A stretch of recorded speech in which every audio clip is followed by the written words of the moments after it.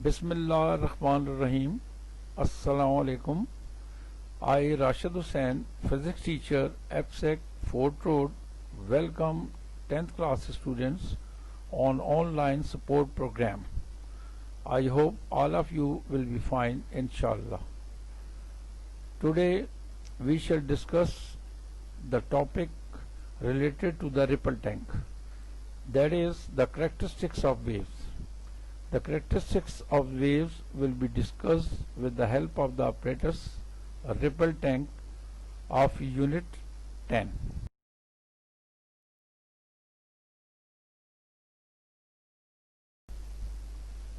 The objectives are the students will be able to understand characteristics of waves such that reflection of waves, number 2 refraction of waves, third diffraction of waves.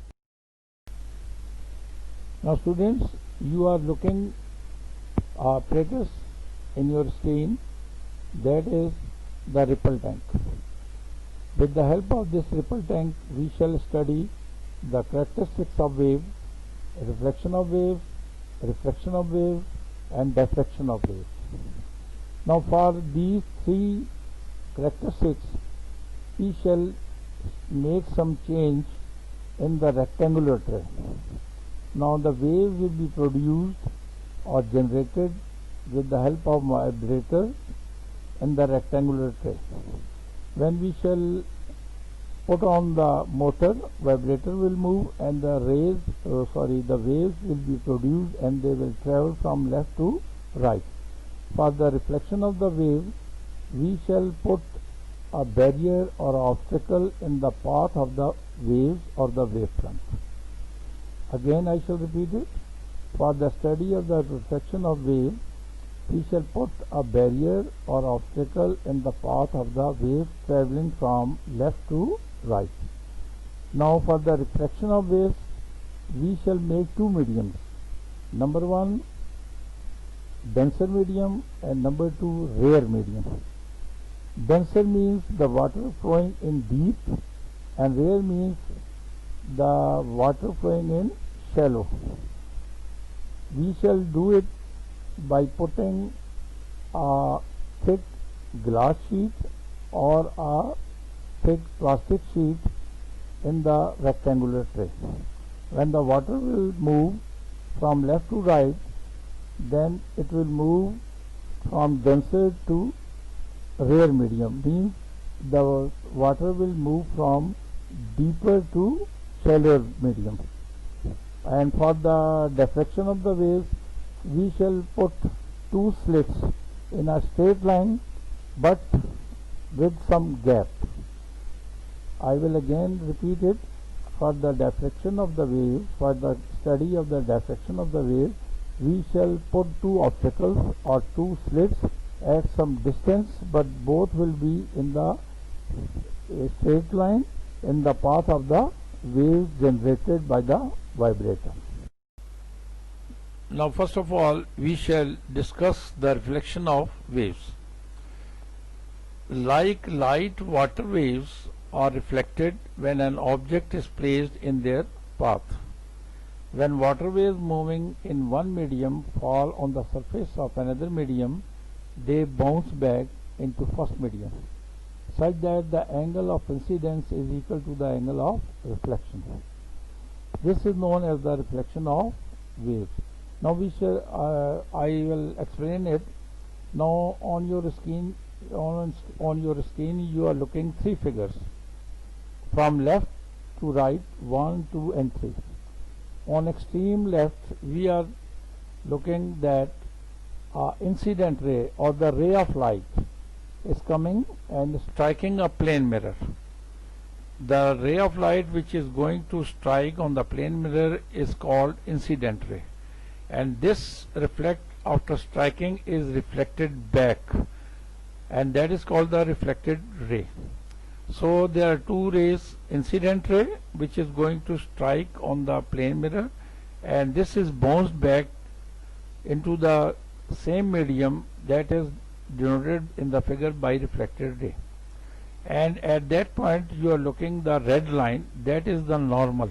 Normal means perpendicular or 90 degree. When we draw this perpendicular or 90 degree, we have two angles.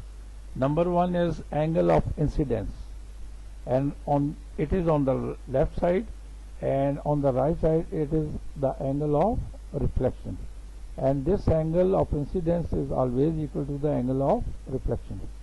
I have explained the reflection of light by this figure. Now on the same basis we can explain the reflection of the wave in the second and third figure. Now when you see the second figure from left, a black obstacle or hurdle is placed in the path of the wave. You are looking in the figure 2 from left, a wave is going to strike, and that wave with the red color is called incident ray. And in the third figure you are looking that this incident ray is reflected back, and that is the arrow downward shown, that is called the reflected wave. So similarly, in the case of waves, the water waves moving strike the barrier or obstacle with some certain angle, that is I, angle of incidence, and that is reflected back in the same medium with certain angle, and a normal is drawn as written in the second figure by black line. Normal means 90 degree or perpendicular. So the angle of incidence will be equal to the angle of reflection. Angle of reflection is shown in figure 3rd, and angle of incidence is shown in figure 2nd. By drawing the normal or perpendicular, we have two angles, I and R. Angle of incidence is equal to the angle of reflection. So this is all about the reflection of waves. It means that, I will again explain it, when the waves are generated in the ripple tank, they move, and when we place an obstacle in the path of the waves, at certain angle the rays strike that obstacle or the barrier with certain angle, and then it is bounced back or the reflected back with the same angle, that is incidence angle and reflection angle. And in the figure you are looking that both the angles have been denoted, angle of incidence and angle of reflection, and both angles are the same. So the reflection of the wave means bouncing back of the wave after striking a barrier. That is the reflection of waves. Now you can read it. This all has been explained by me in the previous slide. Now we shall discuss reflection of waves. Now this characteristic will be explained with the help of ripple tank again. Now first of all, definition: like light, when water waves enter from one medium to another medium, at some angle their direction is changed. This change in direction or bending of wave is called reflection of waves. Now you are looking the three figures from left to right. Now first figure. In first figure I have taken the example of reflection of light. As you are looking that a ray of light that is known as the incident ray is coming from air and entering into glass. Now this ray incident is straight. When the ray of light enters into glass, the air is known as the rare medium and glass is known as the denser medium. When it travels from rare to denser medium, the speed of the ray becomes slow in the denser medium and the ray of light bends. So in the light we can say that bending of light is called the reflection of the light. Similarly, perpendicular or the normal is also drawn as written there, normal in dotted line. Angle of incidence is shown I, and R is known as the angle of reflection. So simply it can be said that the bending of ray of the light when it enters from one medium to another, it is called the refraction of light. Now in the same case here in the waves, we have made two medium, deep water and shallow water, by putting up a thick glass sheet or plastic sheet or the glass sheet. Now the deep medium is known as the denser medium and shallow water is known as the rare medium. When the water waves generated in ripple tank travel from left to right, they travel in deep water. The speed of water is fast, and when it enters into shallow water, that is called the rare medium, above the sheet, glass sheet or the plastic sheet, then there will be a change of direction in the wave. This change in direction or the bending of the wave is known as the refraction of wave. In the third figure, I have shown that deep water and the shallow water. In deep water, the wavelength is greater than the wavelength of the wave in shallow water. When the speed of the water is in the deep, the speed of water wave in the deep water is greater, so when the velocity increases, the wavelength also increases. When the velocity decreases in the shallow water, the wavelength also decreases, because velocity and the wavelength are directly proportional to each other. Now I shall explain it again. If we produce water wave in a ripple tank and place a piece of flat plastic sheet in the bottom of the tray of ripple tank, we shall have two mediums.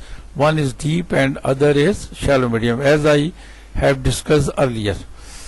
Number one, when water waves coming from deep medium and enters into shallow medium, the speed of water waves decreases, and according to formula V is equal to F lambda, V is directly proportional to lambda. The wavelength of water waves also decreases. The frequency F of water waves remain constant because it depends on the frequency of vibrator. It is clear that the frequency of the wave is dependent on the frequency of the vibrator. Due to decrease in speed, there is change in the direction of the wave known as the refraction of wave. So we have seen that when the waves come from denser medium to rare medium or deep water to shallow water, there is a change in the direction of the wave, and this change in direction or the bending of the wave is known as the refraction of wave.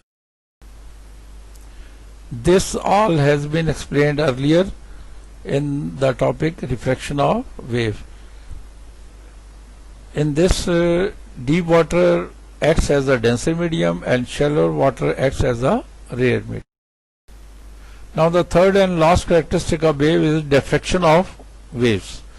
Now the definition is the bending of spreading of waves around the sharp edges or corners of an obstacle or slits is called diffraction of wave.